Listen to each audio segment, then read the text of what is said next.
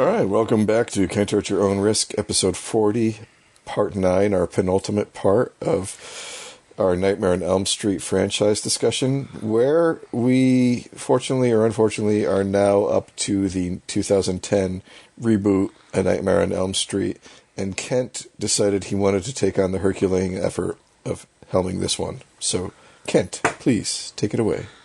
So this is where I'm mad at Kevin more than anything else. He let me, Kevin, you allowed me on my own podcast to choose a Michael Bay movie when I know that you're a huge Michael Bay fan. He produced it. Why did you let me do this to myself? Produced it. All right, yeah. See, here was the thought process. I'm like, I love 3 and 4, so I gotta give myself something shitty towards the end. And I was like, yeah, this seems like the thing that nobody's going to want to do, so this is... I nominated myself for this. It's the trade-off, so I could have done number 3. All right, so in 2010, we get the reboot, and... So it has a decent cast. Let's acknowledge the cast first and foremost. You have Rooney Mara, who went on to some good shit with Girl with the Dragon Tattoo series and some other shit. Kellen Lutz, the heartthrob from fucking Twilight. Was he Jacob? No, right? he was one of the vampire brothers. Oh, okay. One of the Cullens, maybe? Yeah, he was the muscle Cullen. I forgot what the fuck his name was, yeah. So, Twilight, yeah. Clancy fucking Brown, who, if you don't know who Clancy Brown is, shame on you. And his IMDb picture, his hair looks amazing.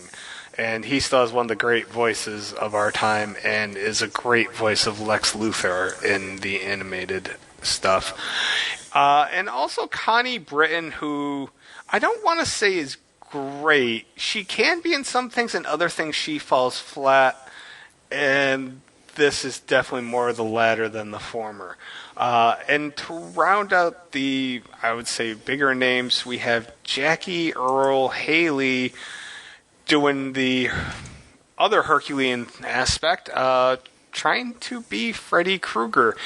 And let's just say, I know this will be the main crux of the conversation. He tried. So, one thing I didn't want to see, we've talked about this before when discussing reboots. I don't want to see shot for shot. I don't want a Psycho 1998. I don't want that. I want something familiar, similar, but with enough differences to make it its own. I hope that makes sense. A great example is the Texas Chainsaw Massacre remake of, 2003, I want to say. Similar enough, but enough differences. And in some regards, this succeeded. This isn't as shitty as most people say it is.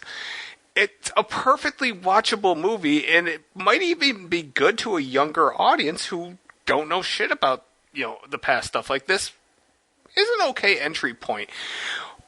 I just didn't need so much of creepy child molester. Like, it got so dark at points, and they just dwelled on that subject matter so much. I was like, okay, you guys are really trying to make us hate Freddy. I don't know. I didn't care for that aspect at all. More so, another thing that I truly hated, when I was taking notes, I was keeping track of all the dream sequences, or trying to. As we've acknowledged, sometimes it's tough to know what's real and dream. Here's the problem. This fucking movie had, from my count, I think it was 18 dream sequences. And there was, at least 5 or 6 that only lasted a handful of seconds. They were like these quick blips, or as they referred to them as micro naps. Fuck, I hated that. They didn't do good with, actual dream sequences. All the dream sequences, by and large, felt very quick, rushed, and they didn't want to put much focus on Freddy. And That's a problem. That's them basically acknowledging we're not confident in who we have playing Freddy because we're not even really letting him be the star of the frickin' movie. That's a huge freaking problem, I think, for fans, longtime fans. Maybe not for new people, but for longtime fans, that's a problem. The dream sequences, by and large, fell fairly flat on their ass. Like the opening diner sequence, not horrible, but simultaneously, I don't know. I didn't. They tried playing out so you could see Kellen Lutz kind of slit his throat instead of it being more supernatural. Whatever. I don't know. They changed the name, so we didn't get a Nancy Thompson. We got a Nancy Holbrook. We didn't get a Tina. We got a Chris. And Chris kind of had a Tina-esque death. We got way more stuff on the parents. We got way more backstory. This time fucking Freddy's a gardener of a preschool. He has a secret fucking cave and all this. It's like exhausting at times. And I made fun of Ronnie Blakely quite a bit earlier in the night. And I will say that she played her role much better than Connie Britton played Dr. Gwen Holbrook in this, in my opinion. I just didn't care for Connie Britton's performance. I didn't even really see the point in having Clancy Brown in this fucking movie because I don't even think he needed to be there. Hey, Quentin, get in the car. that was his point. like you have this great actor and they really just didn't, like, yeah, we're going to kill him. Do we really need to kill him? Like, you really need to have that scene? And so, here's another gripe I have. That was Quentin's fucking dream sequence watching the parents go after Freddy. Then why are we not getting from Quentin's perspective? We're getting all these other perspectives, like from inside the building, that Quentin doesn't even have. So, you're fucking up the dream idea then. They were kind of all over the place at times, and they had some ideas that some worked, but a lot of them didn't work so well. It's not a bad movie, it's just, it's not the movie that, I don't think any of us really wanted this movie the way that it was. And I think I'm done complaining for the next couple minutes. Can I sum up all of the problems you had with this movie in just like one thing? Robert Englund not being there? There was no humor. No. There really wasn't. There was no humor. And like some of the stuff I liked. Like I had never seen this coming into this watch. And I put it right in the dead middle of the pack. It's an average movie. And if you want to put it up against a Nightmare on Elm Street movie, it's an okay movie. If you want to put it up against a shitty Nightmare on Elm Street movie like Freddy's Dead, it's a good movie. But there's no humor. And that was what was lacking. Like, in this, is Freddy definitely more brutal and more menacing than some of what we got from Robert Englund in the past 8 movies? Yes. Does he have any kind of humor or anything? No, he's just a bleak, fucking evil fuck. And because of that, the one thing that I don't understand them trying to do is shoe in that subplot about potentially Freddy being innocent. Yeah, right. It feels like the only reason they put that subplot in was so you could have the twist that no, Freddy's not a child murderer in this one. No, he's a child molester in this one. Like that feels like that's the only reason that subplot was in there. To go along with Connie Britton, the one thing that I'll give her that she did better than what's her face? Ronnie Blakely was fucking die. You know, I was not expecting that fucking the glove to come through her face great. At the fucking end of the movie. That was that was better than how Marge got taken out, no doubt. And to go along with what you said, like a lot of the dream like think of the diner one. Like he's walking along, it's creepy, it's weird. He sees like pigs' heads and fucking bodies being roasted on the fucking oven in the back. And then he just looks and Freddy jumps out at him and stabs him. And he wakes up. But I mean, like, that's the extent of the dream sequence. Like, the one that I liked in the movie is one of the micro naps, and it's the one where she's in the grocery store and she's crawling down, or he's crawling down, and it's going from dream to reality, and, you know, you see him, like, doing the thing where he's dragging his claws along the pipe shelf, and then it hits the shelf when it goes to reality, and the stuff gets knocked down. I thought that was well done. And they had the good song, the Everly Brothers, all I have to do is dream. That was a great song for that scene. Yeah. That actually hit the right mood and tone for a Nightmare on Elm Street movie. That actually kind of felt like something that you could have put in any of the Nightmare on Elm Street movies and it would have fit in. And most of this didn't. One thing that I saw to talk about the look of Jackie Earle Haley compared to Robert Englund is they definitely made him look more melted and more burnt. But I think you lost some of the lip articulation within the makeup. So, like, if Freddy smiled or if he smirked, I couldn't tell. Like, you could see the anger when he showed it, because, like, a lot of the times he would bare his teeth. But even if he was trying to play funny, you couldn't tell because of the way the makeup worked. Like you said, he had a fucking huge role to fill, and I don't think he did horrible. But I mean, if you had it didn't fail because of him.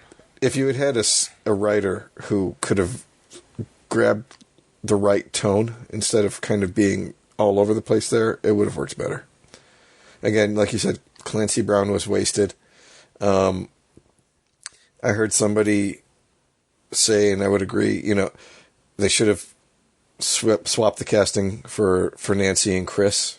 And I agree, like, I think yes. Chris was like a much more interesting character, and she's basically the main character until she dies. And then we switched to Nancy. And, like, Rooney Mara is not a bad actress, but she didn't carry, you know, the final girl role in this as well as I think, like, it would have if they'd swapped the two of them around. So I don't know. That, and, like, the guy who played Jesse, I was like, I didn't like him.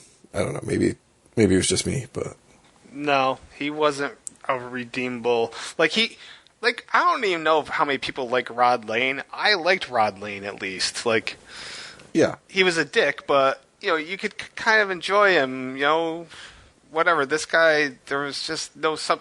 And why did the inmate go from the top bunk to the bottom bunk as soon as he goes in the cell? I didn't. I think the idea is that he was taking the one that he wanted, and then the fish was going to get the one that takes more effort to get up onto. Okay. Fair enough.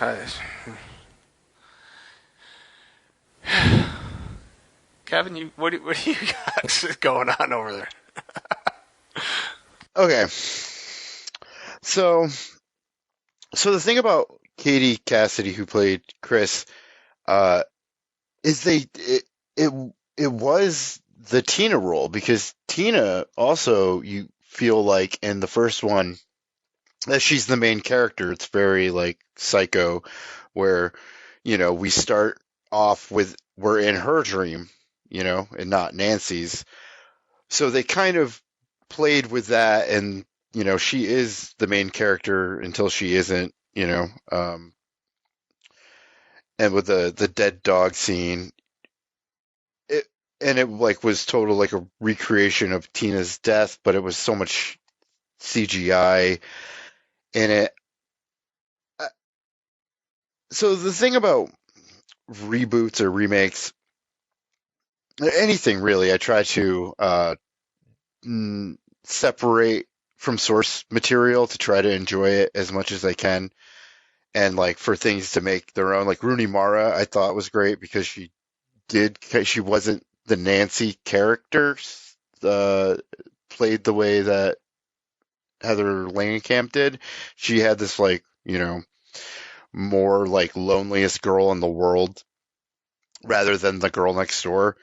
And I thought it was interesting. Freddy Krueger, the way the makeup, he looked not exactly, but like very much like one of the orcs in the Lord of the Rings movies.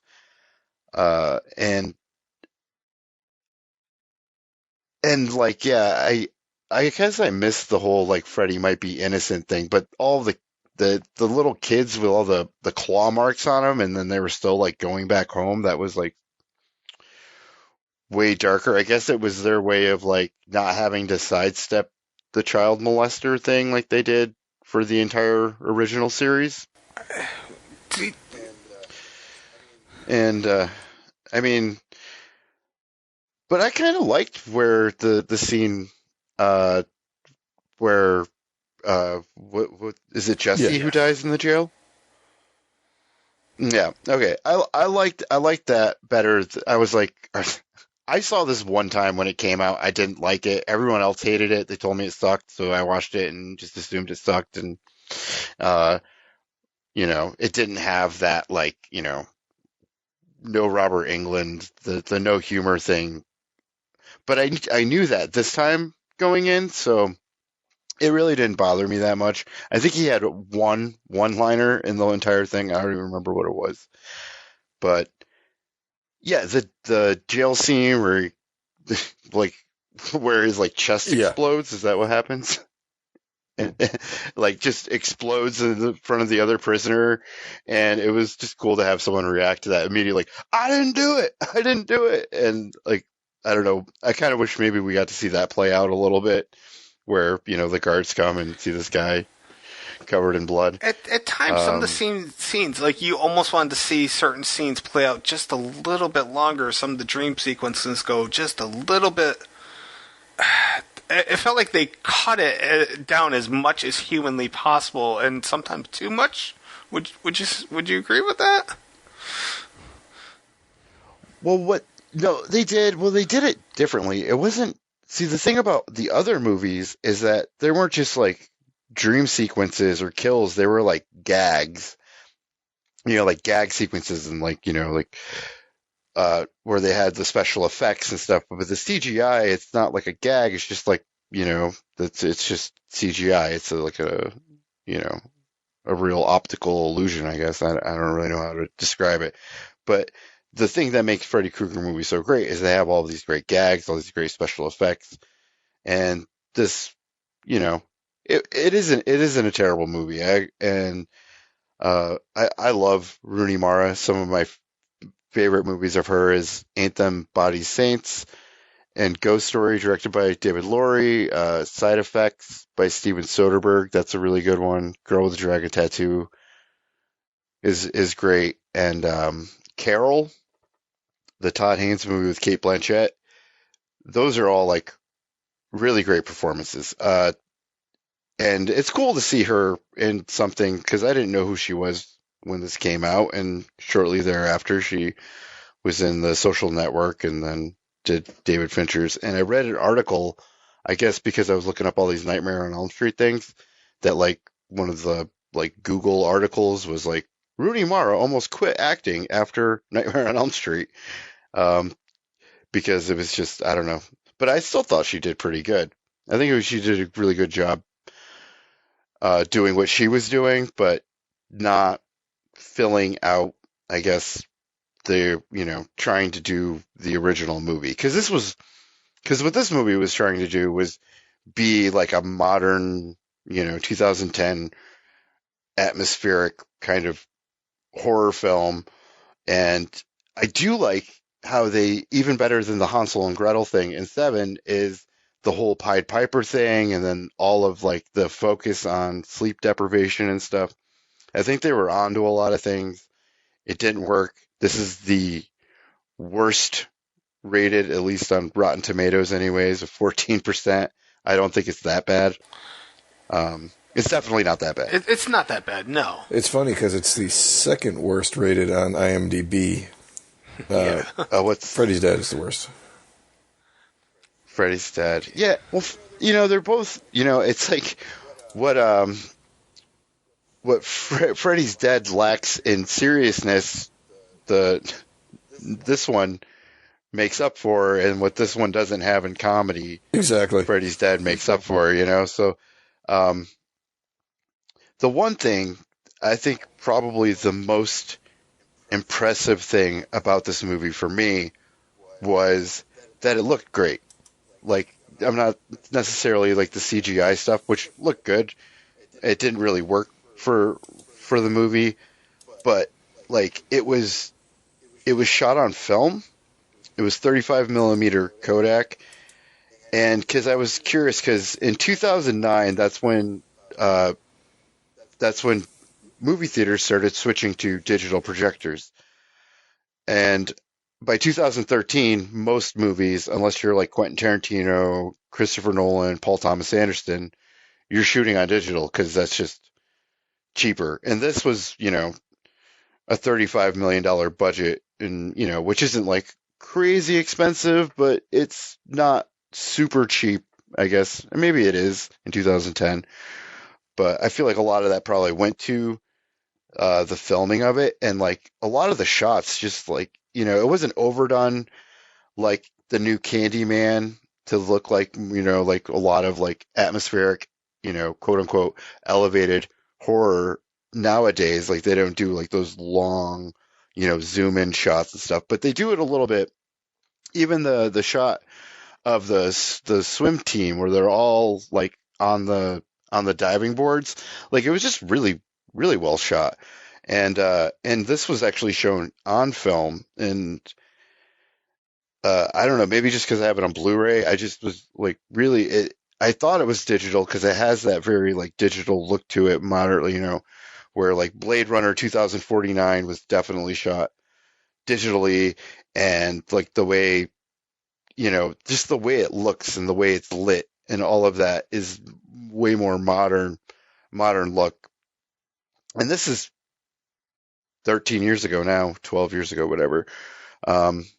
So I really did appreciate, and like, it was done by Deluxe, and, which is Eastman Kodak, which went under a bunch of different names for coloring and the labs and stuff. And I've found myself, sort of like obviously really interested in this and like how they make all of that, and, the process and stuff like that. So I think it looked, I mean, I think Freddy versus Jason looked pretty good. This, I thought, looked a little bit better on the end. The only thing better than that, I think, is the first one, like the way the actual film looked. Maybe it was the process of it all, but some of the stuff was a little bit blurry. Some of it, but a lot of those were like first time directors. I didn't go through all the cinematographers, but I thought the cinematography in this was pretty good. Not like amazing, but better than the movie itself.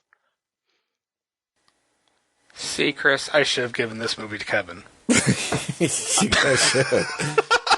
If you had taken 3, 4, and Freddy's Dead, you would have had the trifecta. And yeah. Kevin would have been like, why did I get this shit? So, I'll say I saw this in the theater, and this was the first movie I saw with Raylene in the theater. Really horrible decision for first movie to go see with a girl you just started dating. Was she familiar? Yeah. With the movies? No, she grew up hating and being terrified of Freddy, so it's just like, well, I'm taking this bitch to see a Nightmare on Elm Street movie and just see what's going on. And then you hated it and just complained the whole time?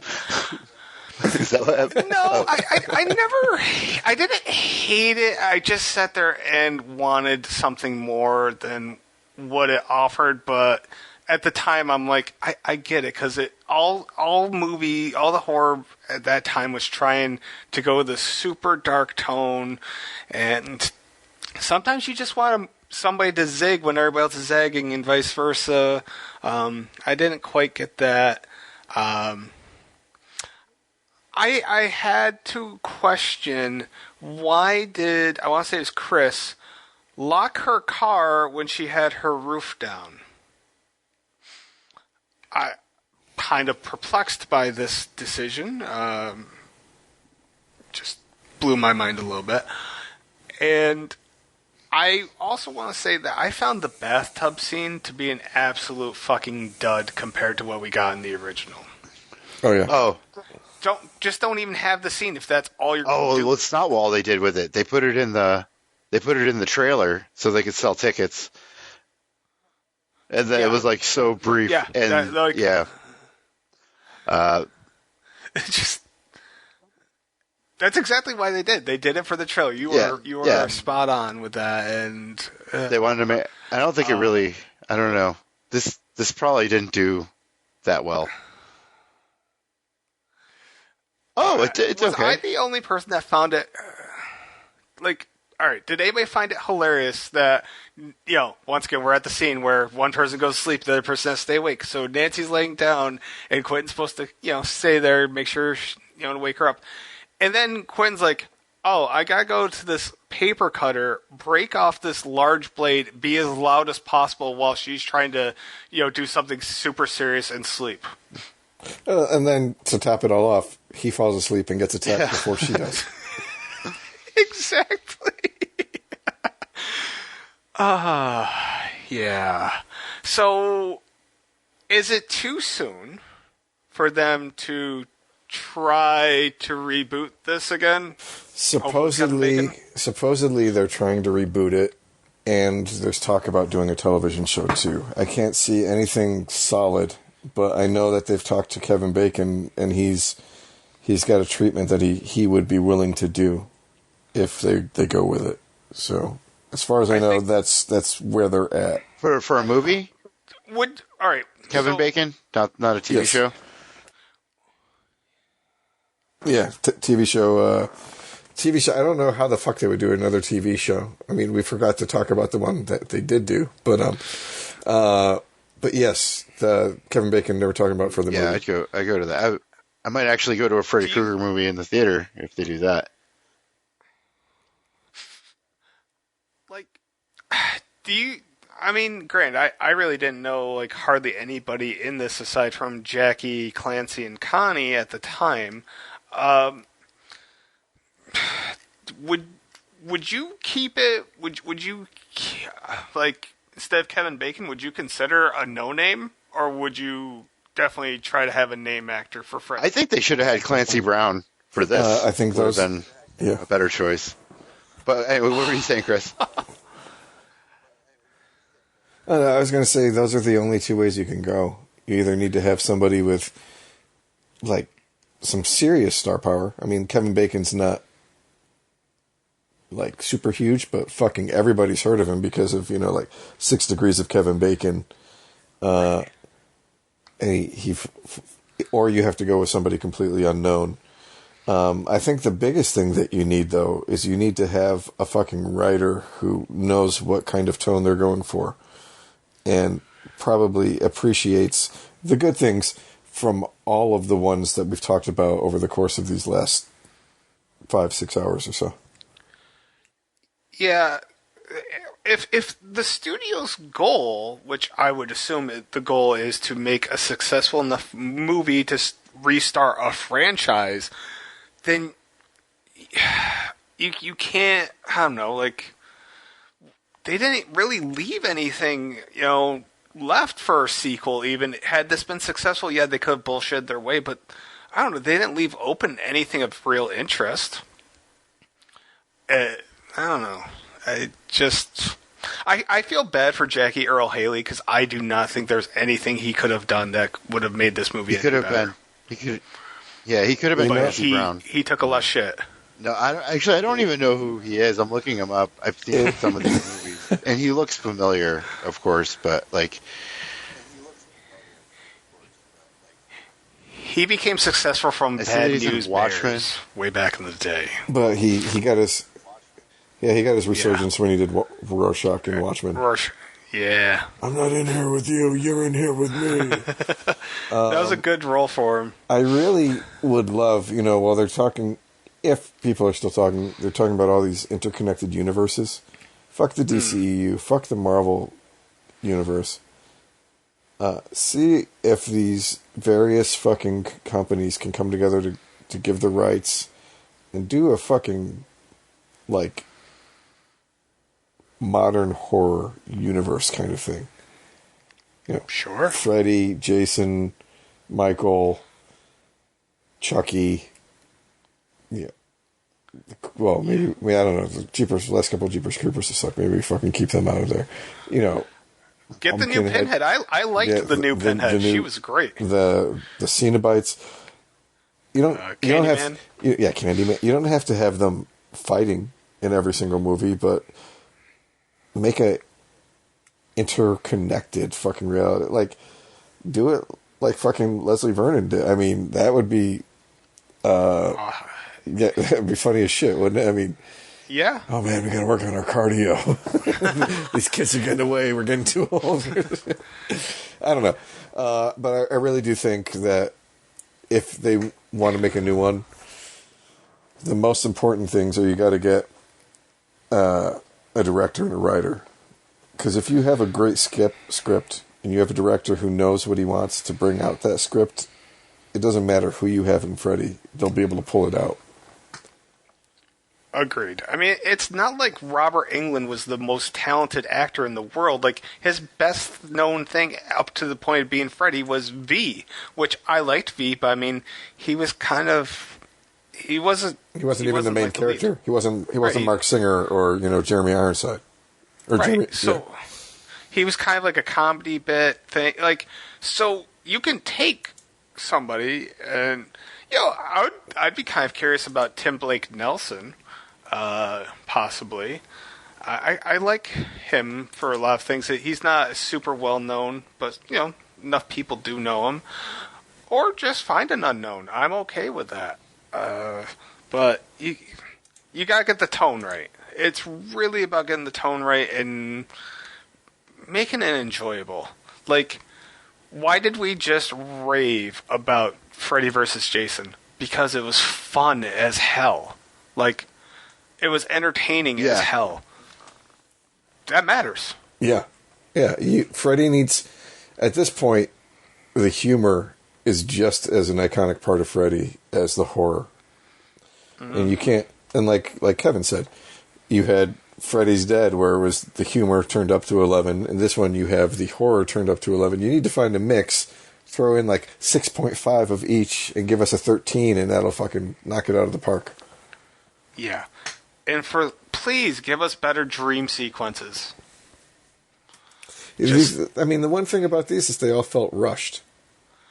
Yeah. It was like we're going to taunt him a little bit, and then he's going to just run up and fucking stab the dude. Oh, God. All right. I have one other major complaint. I don't know how sick you guys are of this, but if I see one more fucking person run away from the bad guy, get into a closet that has the slats so they can, see out the closet, I'm gonna fucking punch something. Like, really, really fucking hard. I'm so sick of seeing that trope in horror. It's been done so much. It's the same. Either, the bad guy walks away, they punch through, break it, or they end up inside the closet. Those are usually the three outcomes. I don't need it anymore. Like, it's a bad hiding spot. It's never been a good hiding spot I don't remember that. Ever. Who?